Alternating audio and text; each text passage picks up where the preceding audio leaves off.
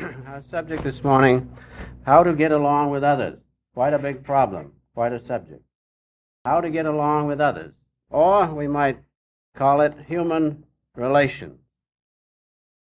This human relationship must, to be successful, be based upon one thing: brotherly love.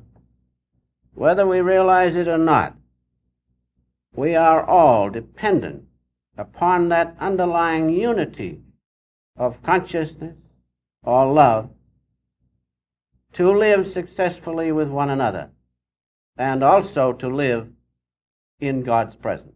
We cannot live in His presence without question of a doubt unless we feel brotherly love. In the Scriptures, in Matthew, it speaks about the two great commandments. The first is, thou shalt love the Lord thy God with all thy strength and thy heart and thy might. And thou shalt love thy neighbor as thyself. On these two commandments hang all the law and the prophets. And therefore, the law of human relationship, or how to get along with others, depends on that law. All the law and the prophets, every law in business, in any field of endeavor, depends and hinges on understanding that law. Therefore, we can see to get along with others means that we must understand the underlying unity of consciousness, which is God's consciousness, which infiltrates each and every one of us, and which is His love. If we but understand that and apply that to our relationships with one another, it won't be long before things will clear up as you begin to feel the presence of God in yourself and in others. And so, without question of a doubt, brotherly love is the foundation which is necessary to get along in this world, or for this world to be livable. And man will find individually that if he understands the law of love, and also if man understands it collectively, this law of love, then nations will get along also. We can get along with one another if we understand this underlying law of love, which is the most exact. And we will get along as nations only when we understand this law. The hearts of men have to be changed before there'll be lasting peace on earth. They try everything else but that. They try all sorts of committees and whatever you call those bodies of men that meet to discuss these problems. But they do not work things out. Why? Because one thing is necessary: God and God alone. And what is God? God is love. God is love, a great force that is pulling all things back to Him, including you and including me and planets and suns. All things are being drawn back to Him by one force. And the feeling aspect in that force is love. Therefore, it is love that must be understood if we are to solve this question of how to get along with one another, or the question of human relationship. And so the first law in getting along with others is what? Change yourself. Everybody else is wrong. We're all right. That's not so. Change yourself is the first law. Master used to say, learn how to behave. We all think we behave perfectly. But there's something wrong. There's an awful mess around us. Learn how to behave. Change yourself is the first thing. The first thing we must learn to do. And the point is this, that if people affect you, there's something wrong with your behaviorism. Now, think it over. Somebody comes up and you bristle right up. There may not be anything wrong with that person. There surely is something wrong with you. Because the moment they disturb you, the moment they affect you, there's something wrong with you. Your ego is being hurt. Realize that. Now, when you can reach the point when no one can disturb you, no matter what they do to you, how meanly they treat you, you feel the same, then you're all right. That's the key. Remember that. If people affect you, think it over now. If people affect you, there's something wrong with your behaviorism. Of course, if they do things which they shouldn't do and are not becoming, you have to hiss, as the Master used to say, a little bit. But if it doesn't affect you inwardly, you're all right. If it does, change yourself. Change yourself. Learn to behave, Master used to say. Now, some people get along with everybody. They're fine. Others get along with no one. They're ornery. As a matter of principle, they fight. But some get along with everybody. Some don't.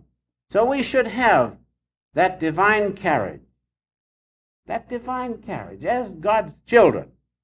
Not as just human beings. We should have that divine carriage wherein we feel the presence of God. And feeling that, we will get along with all. Not only ourselves, sometimes ourselves are the biggest enemies. We will get along with all because we will feel God's presence in all, which is true. It is a very simple thing, but not when you're dwelling in outward and ego consciousness. It's very difficult. But if somehow you can supersede this outward consciousness of ego and feel and see the one Father's light within you, then it can be done easily. But it cannot be done unless you can do that. That's why meditation is so important. Meditation means concentration on God's love within. In the great cosmic sound of Om, in the great Amen of the Bible, and the Amen of the other scriptures, they all refer to that one underlying unity of brotherly love, because love is the feeling aspect of the Word of God. Love is the feeling aspect of the Amen of the Mohammedans. Love is the feeling aspect of the Om of the Hindu. God is love. As Gandhi said, no question of a doubt, behind the Vedas, behind Christianity, behind the Avesta, behind the Quran, the Bible, is the one underlying truth. And what is that truth? Love. Brotherly love, because God is, and God is in each and every one of us. That's the lesson we must learn. Feel God in everything you do, and radiate His great presence within you. That's the key. Change your heart first, then you can change the hearts of others. And so, going on just a little bit, it is the great lack of spiritual judgment to spend time criticizing others. It's a lack of judgment. Because if you think just a little bit, you'll say, who am I to judge anyone else? When you stop and look within, feel the presence of God, or look through science and see what He is, how He has created so many, many, many suns and holds them all in His hand, and all sorts of things in His creation, who are you to criticize anybody? Who am I? When we look at it that way. And so let us understand this, that we should not go around criticizing others.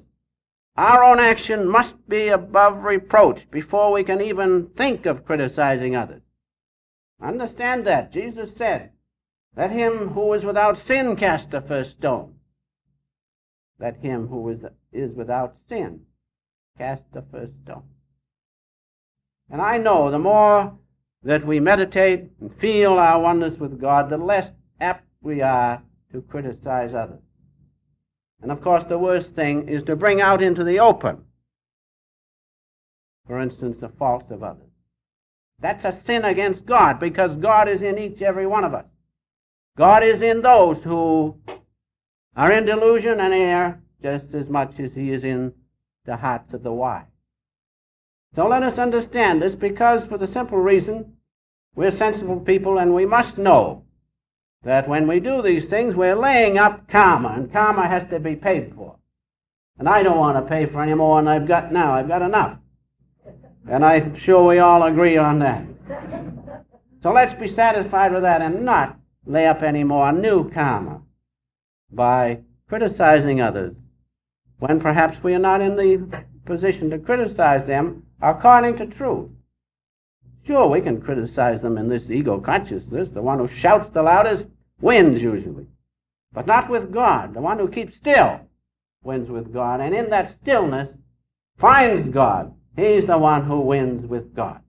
And so in our behaviorism, in getting along with others, let us realize these certain things which we're all apt to do. Let us remember Jesus' words. And also another saint said, and let us not forget this, when the criminal was being led away, there, except by the grace of God goes myself. It's only the grace of God that somehow has drawn us together here. It's only the grace of God that has kept you and kept me from not being a thorough criminal. What else is it? I was thinking Friday night as we meditate together, what but the grace of God draws us together? Some people, you try to get them there and they'll run a mile. They don't want anything to do with it. Why? Because the grace of God hasn't descended upon them, but upon us. And many other people throughout the world, it has descended so that they want to do those things. Do you realize that? I often think about that. How was it that somehow Master came from way off India? It was a long ways when he came many years ago, more than it is now. He came and somehow landed, I was going to say, in my backyard, like the airplanes do around here. But anyway, he came and we came together. How wonderful it is. And how wonderful it is that all of us have been drawn together. That's the grace of God. Don't forget it. And that's why all the saints say, God alone. Because in the finality, as great Nanak said, even though I'm known throughout universe upon universe times 10 and receive not the glance of thy grace, I am nothing. So whenever something like this comes, thank God for it. Because it's only through his grace that that desire within you is to follow this path and learn to behave and change yourself so you can get along with others. It's a very wonderful thing not to forget that. Now our Master has given us a reference I'd like to read to you at this time, because he says the things in such a nice way. This is taken from the autobiography, about how Sri Yukteswarji would criticize others, and how he, having the great wisdom that he did have, was in a position to criticize others. And he criticized them for their own good, of course.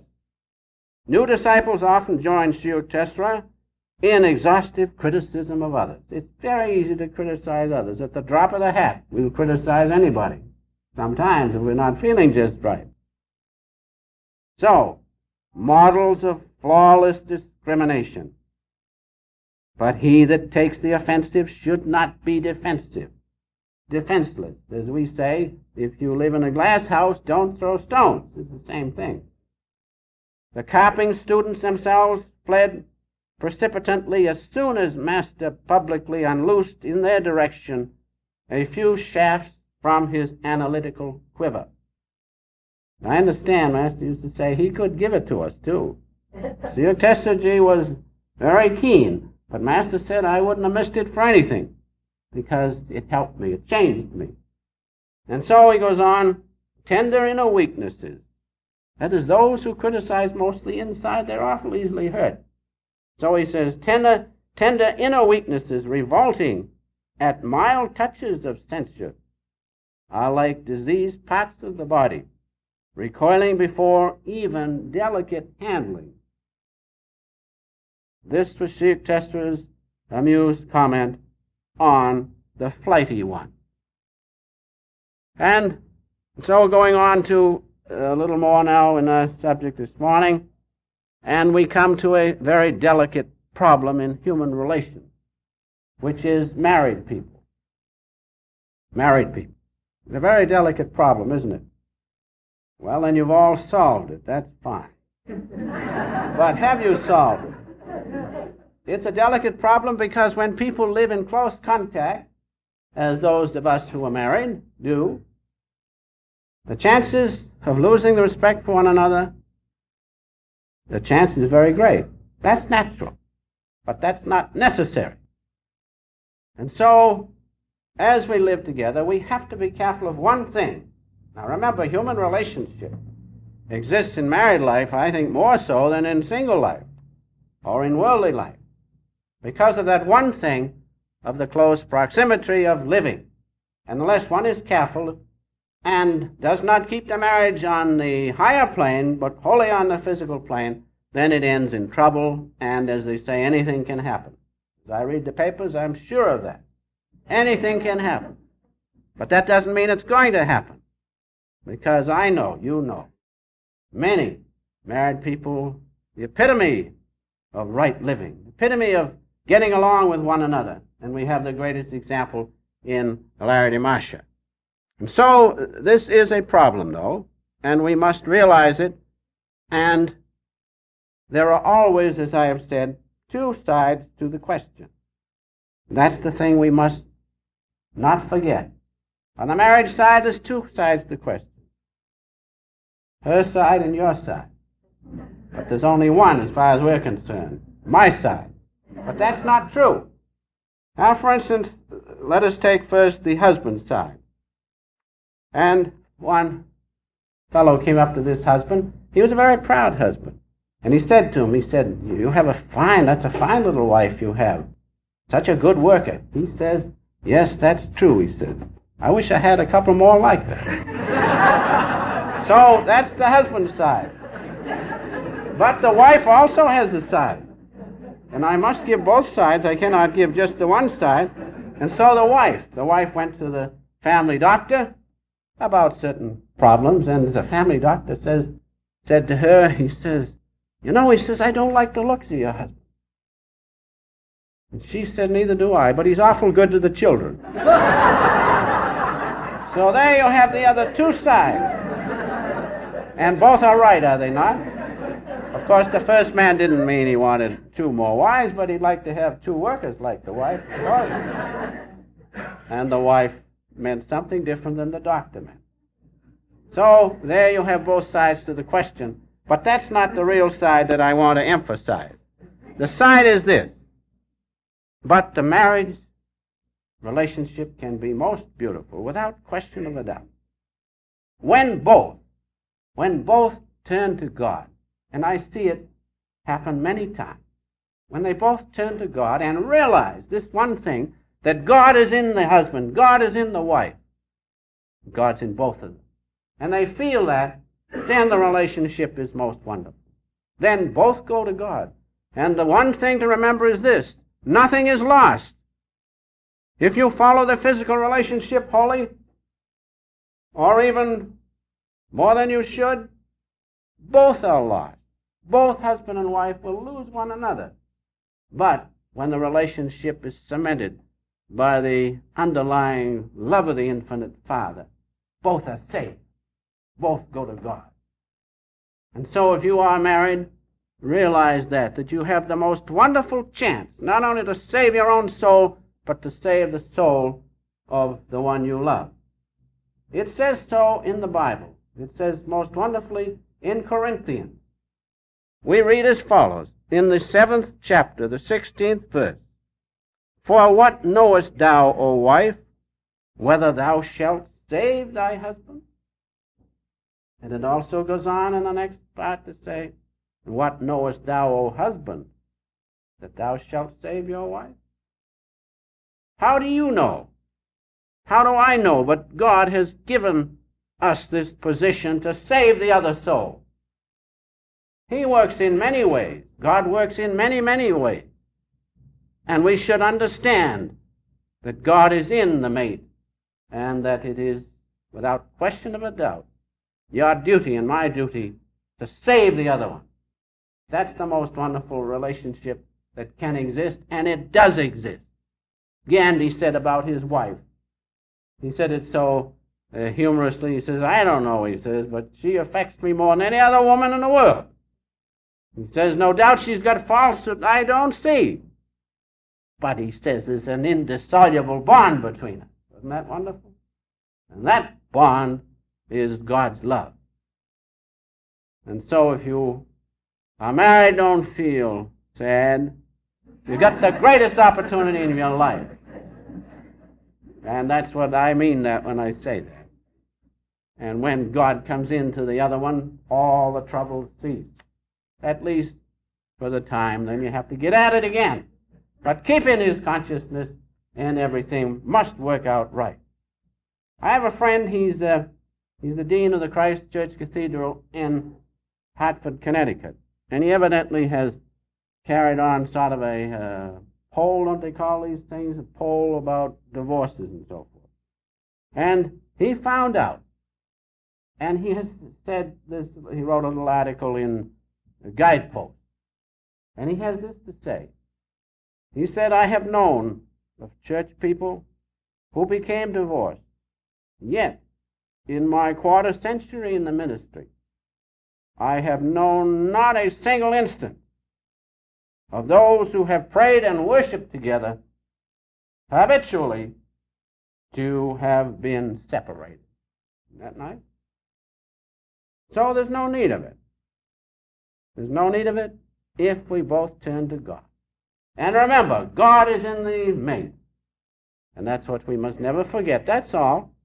And if you remember that and really work together and want God, He will surely come and you'll save one another and both will go to Him. Now, going on just a little bit, about Larry DeMarcia, he was a married man. He had 2 children, as I understand, and he lived in the world but was not of the world. And his idea was to be self-supporting, take care of himself, but in the silence, in the secrecy of his own home, to attain God contact, to know God, be one with Him, and let that be an example for others to follow. That was his great mission in life, to be in the world but not of it, and to set the example for others to follow. And so we can follow the great Larry DeMarcia's words. He saw God in others. And then he was able to suggest to them that they follow that path and let God express Himself through them. Larry DeMarcia set that great example. And when he disciplined others, he did it in a gentle way. Dear Testager used to give it to them. Master could too when he wanted to. But most of the time he was soft. Once in a while he'd give it to us. But Larry DeMarcia was more gentle, and he taught by example. That's the best way to help others, by example. And it's painless. If you can set the example, let God work through you. Let Him work through you, and others will see that. Then that is the greatest thing you can do for them, because it's best to work by setting the example. Larry DeMarcia was that way. And so, for instance, we should change ourselves, beautifying our inner life. Well, who's going to do that? God is the one. And if He comes into you, your whole inner life will change. Then you can help others. Then you can give them something because God expresses Himself through you. He's the one. He is the great doer of all things. And Master's words were these. He says, let your life be a spiritual example for others to follow to a one abode of light, where all will meet who live and do right. That's the way to help others. Don't criticize them. Criticize yourself. Then let God come into you. Then you can change others. By example, that's the best way. That was Larry DeMarcia's way. And I have a reference which he gave to us. I'd like to read it this time. This illustrates how Larry DeMarcia worked in a mild, persuading way. But the power that he had. Why? Because God's the doer. Larry DeMarcia wasn't the doer. Master wasn't the doer. God's the doer. He's the one. And the wise ones are those who make contact with Him and allow Him to work through them. And so he has this to say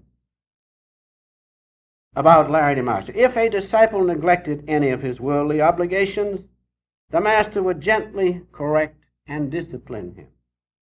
Larry DeMarcia's words were mild and healing, even when he was forced to speak openly of a Chila's fault. Though ensconced in the seat of the Supreme One.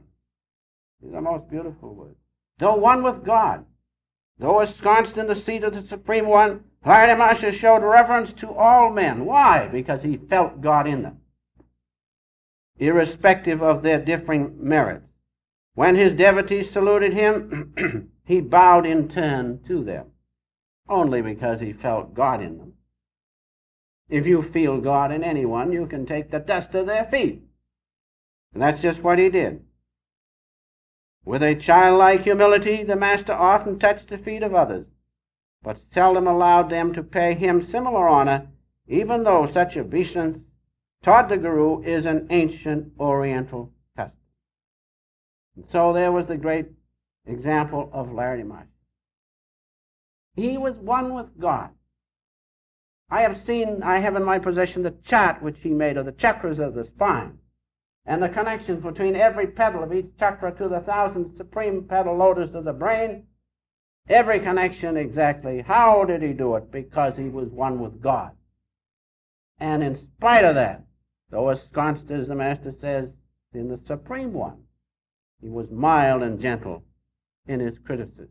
We can take a great lesson from the example of Larry Masha. And so finally, if you want to get along best with others,